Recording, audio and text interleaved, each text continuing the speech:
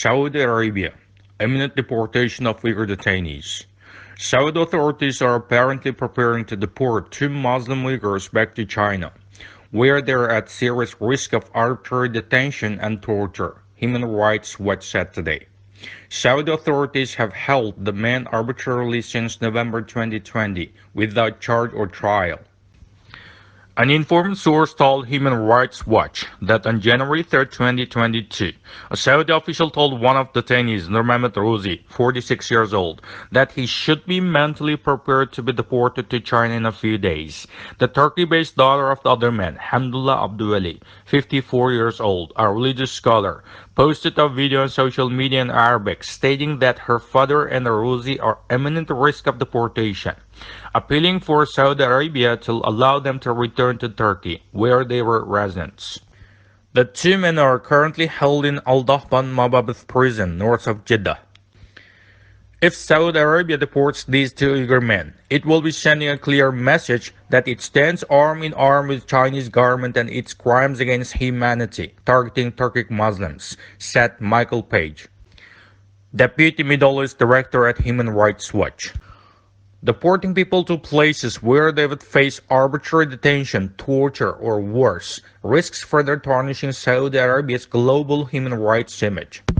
In late 2020, Human Rights Watch said that the Saudi authorities should immediately clarify the status of Abduali and Rouzi and disclose the basis of their detentions. Abduali arrived in Saudi Arabia in February 2020 to perform a religious pilgrimage, a Uyghur activist told Human Rights Watch. He had been in hiding since he gave a speech to the Uyghur community there, in which he encouraged Uyghurs and Muslims to pray about conditions in China's Xinjiang region and to fight back the Chinese invaders using weapons, said another source who spoke to Abduali. In early November 2020, Abduali spoke to Middle East Eye, a London-based online news outlet, saying he feared that Chinese authorities had sent a request to Saudi Arabia to detain and deport them. Middle East Eye posted photos of Abduali's Chinese passport, Turkish residency card, and Saudi visa information. Since late 2016, the Chinese government has dramatically escalated the repression in Xinjiang as part of the ostensible counter-terrorism efforts, subjecting the region's 13 million Turkic Muslims to forced political indoctrination, mass surveillance, and severe movement restrictions. An estimated 1 million of them have been held in political education camps.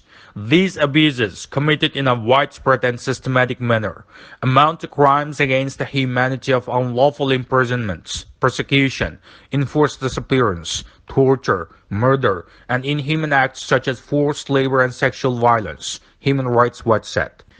Much of this repression targets Uyghurs' religious practices. Uyghurs are detained and prosecuted for studying the Quran, going to pilgrimages without state approval, wearing religious clothing, and what the authorities have called abnormal thoughts or behavior that express excessive religious fervor.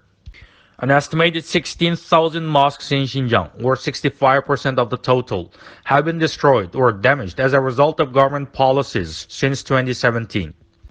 On a visit to China in February 2019, Saudi Crown Prince Mohammed bin Salman, the country's de facto ruler, appeared to endorse Chinese government policies in Xinjiang.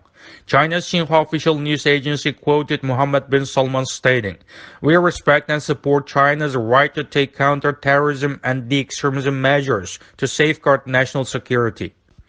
Saudi Arabia endorsed joint letters in support of China's policies in Xinjiang at the United Nations in 2019 and again in 2020. The Chinese government's record of arbitrary detention, torture, and enforced disappearance of Uyghurs, as well as the absence of judicial independence and due process, raises serious concerns that if deported to China, Abduali and the Rouzi will be at a grave risk of torture and other ill treatment. Under the customary international law principle of non-refoulement, and as a party to the UN Convention Against Torture, Saudi Arabia is obligated to ensure that no one in its custody is forcibly sent to a place where they would risk being subjected to persecution, torture, or other serious human rights violations. In recent years, there have been several incidents of Uyghurs being forcibly returned to China in violation of international law. In July 2017, Egypt detained 62 Uyghurs and deported at least 12 to China. In August 2015, Thailand forcibly returned 220 Uyghurs to China. In December 2012, Malaysia deported 6 Uyghurs to China. In all cases, those returned appear to have been forcibly disappeared. Human Rights Watch has been unable to obtain any further information from Thai, Malaysian, or Chinese governments as to the deportees' whereabouts or well-being. The Saudi leader Mohammed bin Salman's apparent endorsement of China's persecution of Uyghurs is bad enough, but his government should not play a direct role in it by deporting back Uyghur men to possible arbitrary detention and torture, Page said.